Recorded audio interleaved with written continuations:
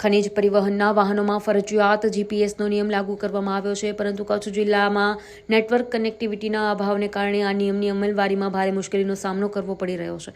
આ બાબતે કલેક્ટર કચેરી અને ખાણ ખનિજ વિભાગમાં રજૂઆત કરવામાં આવી હતી. વધુ માહિતી આપવામાં આવેલ ઓલ કચ્છ બેન્ટોનાઇટ મેન્યુફેક્ચર એસોસિએશનના પ્રમુખ વિપુલભાઈ ભાનુશાલીએ જણાવ્યું કે ખાણ ખનિજ વિભાગ દ્વારા જીપીએસ સિસ્ટમમાં કડકાઈ લગાવવામાં આવ્યું છે. તેના કારણે બેન્ટોનાઇટ ઇન્ડસ્ટ્રીઝને ભારે મુશ્કેલીનો સામનો કરવો પડી રહ્યો છે.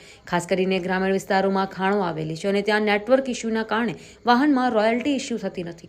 હાલમાં 500 થી 700 જેટલી ગાડીઓ આ સિસ્ટમના કારણે બંધ પડી છે. રસ્તામાં કોઈ પણ જગ્યાએ નેટવર્ક ખોરવાઈ જાય એટલે ઓટોમેટિક ગાડીની રોયલ્ટી બંધ કરી દેવામાં આવતી હોવાથી ભારે હાલાકીનો સામનો કરવો પડી રહ્યો છે.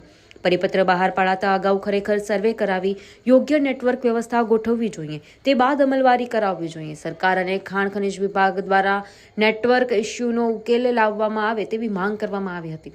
રજૂઆત વખતે પ્રમુખ વિપુલભાઈ ભાનુશાલી, દેવરામભાઈ પટેલ, નિલેશભાઈ પટેલ, દિલીપભાઈ સંગાર, હિમાંશુભાઈ ડેડિયા, હિતેશભાઈ ગણાત્રા, સિકંદરભાઈ બાફણ સહિતના હાજર રહ્યા હતા. વિપુલ ભાનુશાલી, પ્રમુખ all Kutch bentonite manufacture association. હાલમાં ખાણ ખનિજ વિભાગ દ્વારા જીપીએસ સિસ્ટમ અપડેટ કરવામાં આવી છે, જેના કારણે બેન્ટોનાઇટ ઇન્ડસ્ટ્રીઝને ઘણી બધી સમસ્યા ઊભી થઈ છે.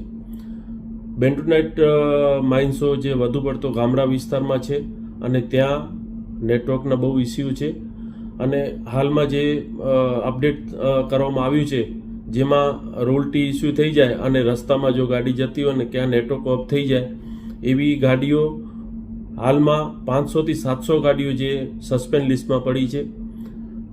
સરકારશ્રીને મારી વિનંતી છે કે પહેલાં આપણે યોગ્ય તપાસ કરવી જોઈએ, નેટવર્કના ઇસ્યુ કયા કયા વિસ્તારમાં છે, પછી આપણે પરિપત્ર બહાર પાડવું જોઈએ. અને કોઈ પણ પરિપત્ર આપણે બહાર પાડીએ તો એના માટે યોગ્ય સમયગાળો નક્કી હોવો જોઈએ કે આપણે 1 મહિના કે 2 મહિનાનો સમય કોઈને આપવો જોઈએ અને પછી આપણે પરિપત્ર બહાર પાડી શકીએ. તો મારી આપને વિનંતી છે કે હમણાં જે આપણે પરિપત્ર બહાર પાડ્યો છે એમાં થોડી છૂટછાટ આપવામાં આવે અને જે નેટવર્ક ઇસ્યુ છે એ પ્રોબ્લેમ આપણે સોલ્વ કરી અને પછી આપણે આ પરિપત્ર બહાર પાડીએ એવી અમારી આપશ્રીને વિનંતી.